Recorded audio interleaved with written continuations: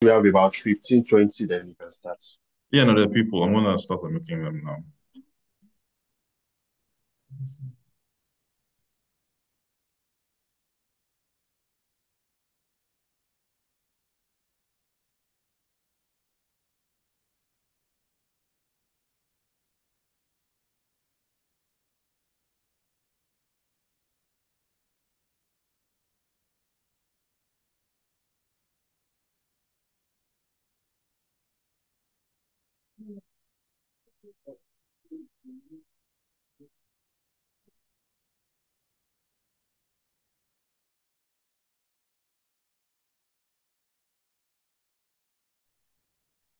I think we should start. Others will be joining us because we are 3 minutes behind schedule. Okay, Good yes. evening, everybody. Good evening, everybody, and we're welcome to another session of our clinical conference.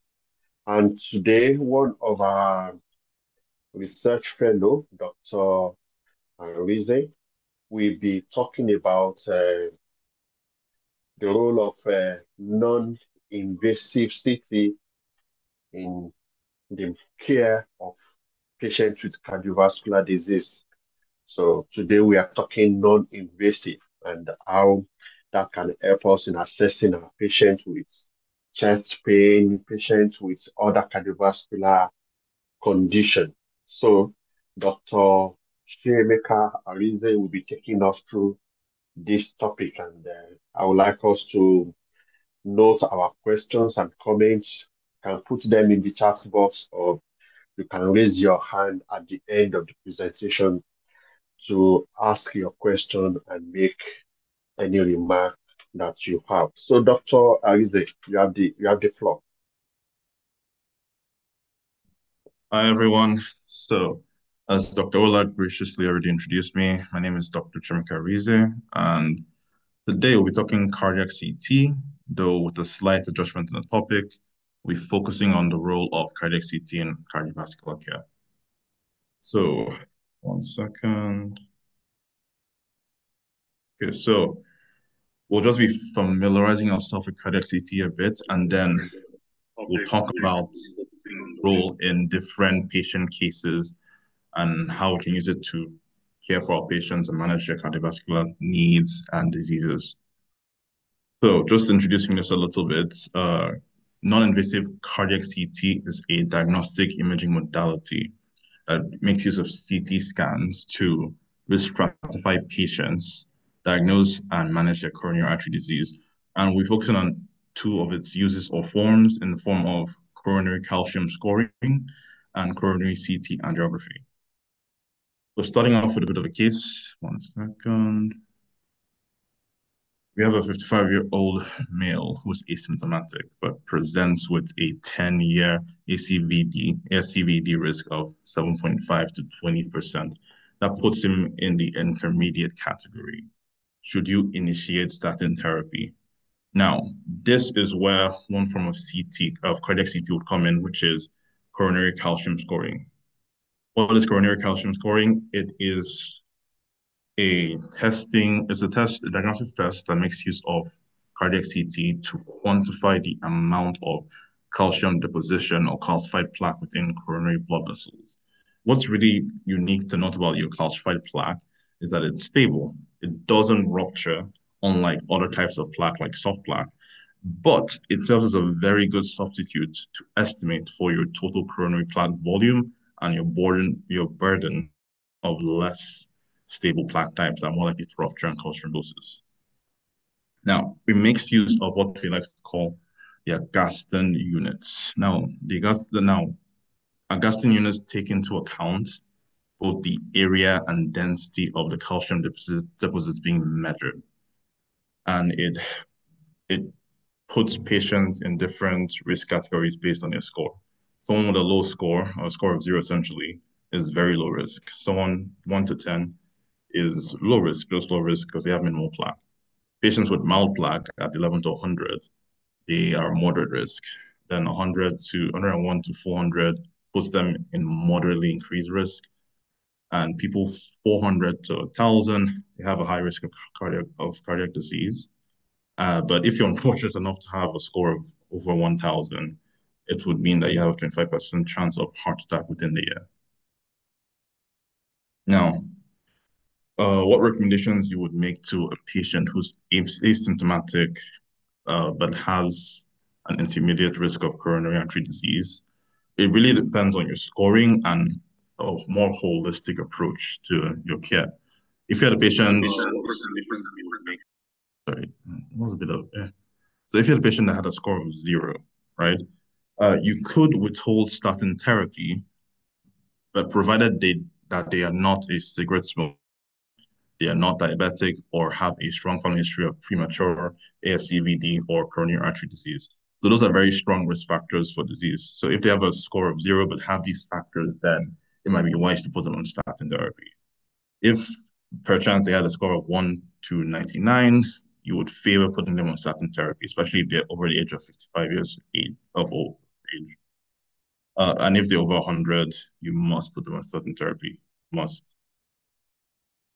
So just something interesting to note, if you had your patients age 40 to 75 years of age and they had their ASCVD risk in the intermediate category, but their CAC, the coronary calcium score, was 0. But at the same time, they don't have strong risk factors. They're not diabetic. They're not a smoker. They don't have the family history. You can screen them again in 5-year intervals until their status changes. Just again, that is something else to keep in mind in terms of the care of these asymptomatic patients, because you want to prevent. Again, this is for prevention. You want to prevent any future or possible cardiovascular events. So moving on to a different case. This time, you're dealing with a patient who has stable angina, right? So you suspect them of having coronary artery disease, and this case right now is a 52-year-old male. He has a past medical history significant for hypertension and diabetes. He comes complaining of a history of stabbing chest pain, which comes on exertion and is relieved by rest. So classic anginal symptoms. He describes it as frequent in occurrence and reports that it's accompanied by dyspnea. He doesn't have a history of smoking. He doesn't abuse alcohol.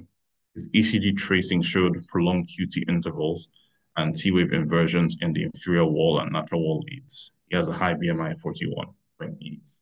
And luckily, his blood pressure is stable, though it is a bit low diastolically speaking. So, lucky for us, there are pre-test probability calculators out there. This one is one by QXMD. So if you put that patient's information into this calculator, it will tell you what category they fall in. And this patient happens to fall into an intermediate category of coronary artery disease before you go into testing. The question now is what testing would benefit this patient so you can push them either to a lower risk category or a higher risk category so you can provide appropriate care. Now, stress testing is always a good idea, especially stress testing with imaging modality. But it's important to note that the 2016 NICE guidelines, as well as the 2019 European Society of Cardiologists guidelines, recommend CCTA as both first-line and class 1 recommendation in the management of symptomatic patients with chronic or suspected CAD. Just to quickly talk about class 1 recommendations, these are recommendations based on trials, usually more than one single randomized controlled trials, which provide evidence that, hey, this intervention improves care, this intervention improves outcomes. So it's a class 1 recommendation. In the case of inconclusive stress testing, CCTA is appropriate as well, especially if the patient has a contraindication to stress testing as well. Maybe they can't physically exercise. You could always choose to use pharmacological testing, but at the same time, CCTA is appropriate as well. And this is just like a cool little picture of a scan. You can see the coronary vessels with the contrast. And then that's like a so switching now to the acute chest pain setting. what is the goal of CCTA in this setting? It is to, where possible, minimize the need for invasive testing, such as invasive coronary angiography. Usually, this would apply to patients with a non-high risk or likelihood of CAD, whose ECG or cardiac lab marker testing is normal or inconclusive. So patients like this would benefit from CCTA, especially, and again, with medicine, where possible, we'd like to take a more conservative approach to diagnosis and management. So also very important to note is to compare CCTA to other forms of stress testing in this acute setting, acute chest pain setting. So the 2014 CC and AHA guideline for management of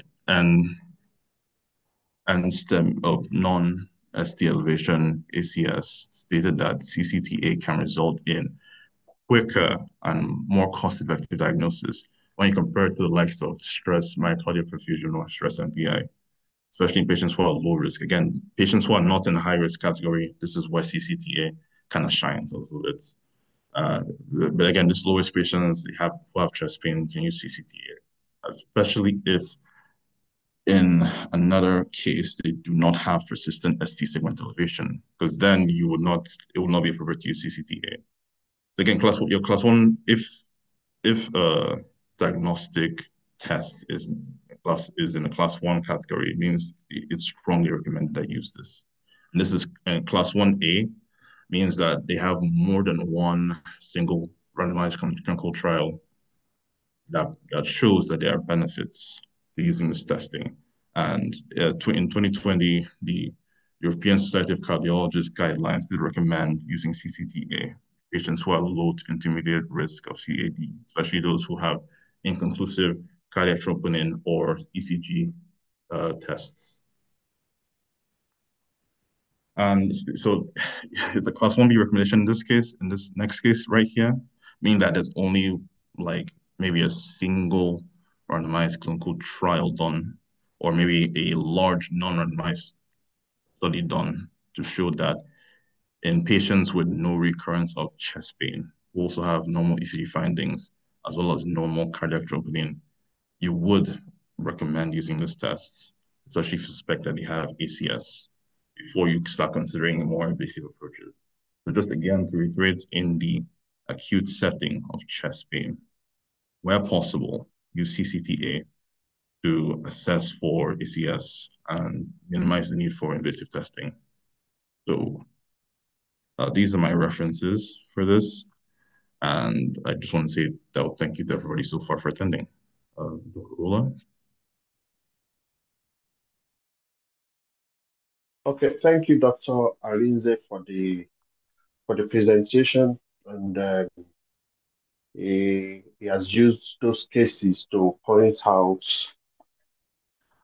how important the use of cardiac CT in managing patients with stable angina and patients that has low or intermediate risk and that will benefit from non-invasive tests before deciding to go for invasive coronary angiogram. And before we take comments from the participants, I quickly want to add one or 2 points to what he has presented, mainly talking about the coronary artery calcium scoring using the cardiac CT and also the CT coronary angiogram, the non-invasive CT coronary angiogram. For the CT coronary angiogram, like he said, doing that, you can detect if there is a obstruction in the coronary artery. From there, you may also be able to uh, characterize the plaque that you have seen. And where the facility is available, you can actually do a fractional flow reserve, which is like a physiological quantification of what you are saying, that beyond just saying the obstruction in the coronary artery, you can know the physiologic significance of that lesion as it affects the perfusion of the myocardium. And beyond that, for some patient that actually have gone through invasive coronary angiogram and the stent has been placed, your CT coronary angiogram can help you to assess the patency of the stent, especially maybe after the procedure, patient is start complaining again of chest pain. You want to see whether there is stent thrombosis. So your CT coronary angiogram can help you in that situation. And for patients that has done coronary artery bypass grafts, you can also use CT to check for graft patency.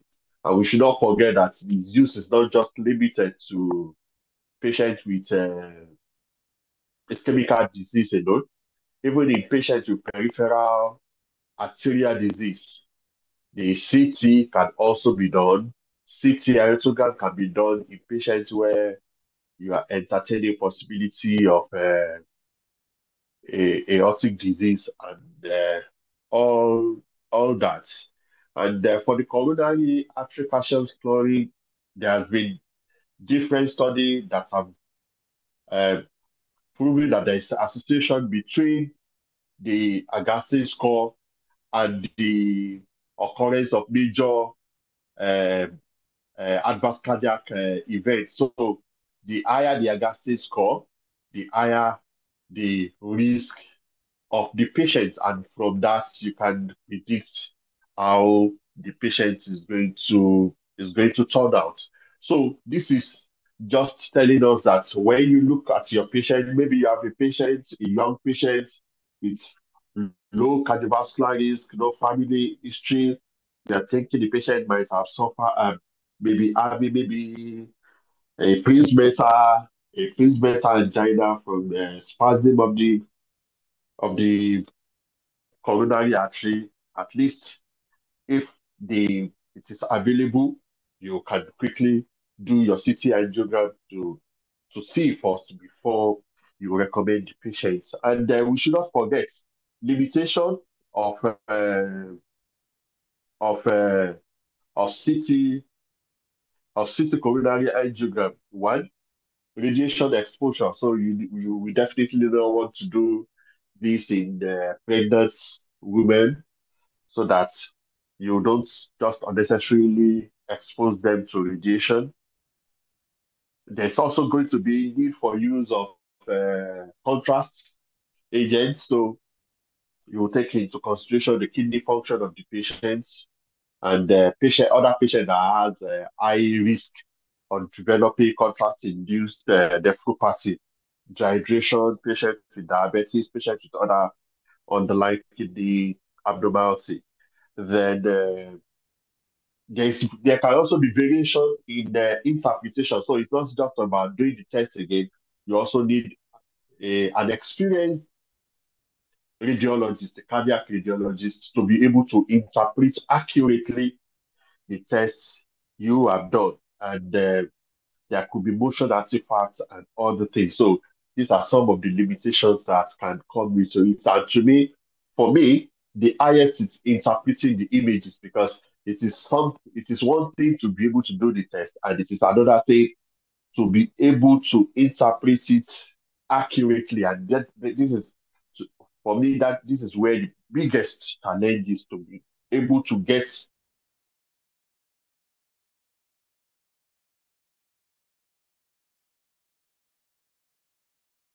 so that I'll be able to make good use of the test that we have asked for. So um, the floor is open for contribution from other participants. If you have questions, you can raise your hand and you will be allowed make to ask your question or make your contribution to the topic of today. So questions, addition. So, who has done this before? Have you seen a patient with CT coronary angiogram? Or you have any question concerning the coronary artery calcium scoring, the Agassi score, as she said, greater than 400, that patient have extensive plaque with a very high risk of developing uh, myocardial infarction at any time. So that patient, you will refer for an invasive coronary angiogram to see what is going on. So you will wait, and as you are doing that, you're also controlling other cardiovascular risk factors. You are checking the lipid, you are checking the blood sugar, you are looking at the blood pressure, and you are managing them. If they are smoking, they have to stop smoking and do other lifestyle modifications. So if you have any question, unfortunately, Dr. Suleiman is back. He's in the cath lab. We have some emergency angiogram that is attending to. That is why he is not here now to give us the experience from the cath lab end. So, any question?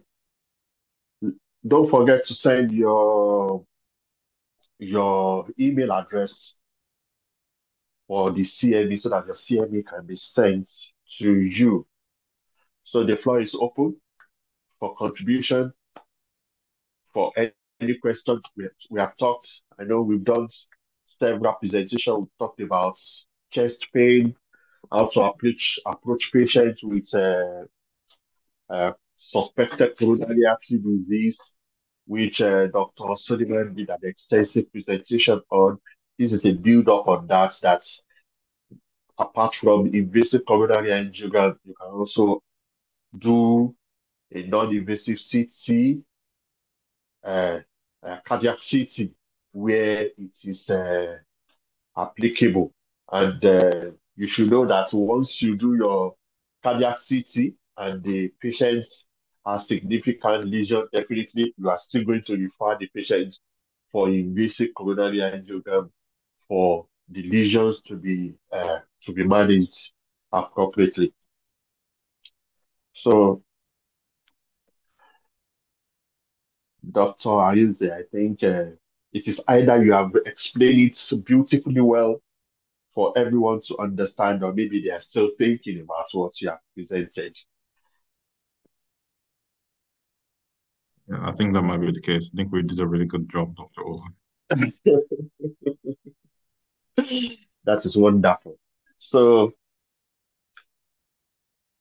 then, in the absence of question and contribution from the floor, next week, Thursday, will be another time for another topic. And by Monday, Tuesday, the next presentation topic will be shared. And we are sorry that there's a bit of modification in the topic that was earlier circulated for this week, but by next week we'll get the notice on time. So thank you for your time today. Thank you for giving us the opportunity to share our knowledge with you. So we'll see you next week for another wonderful topic. So enjoy the rest of your evening, and we'll see you next time.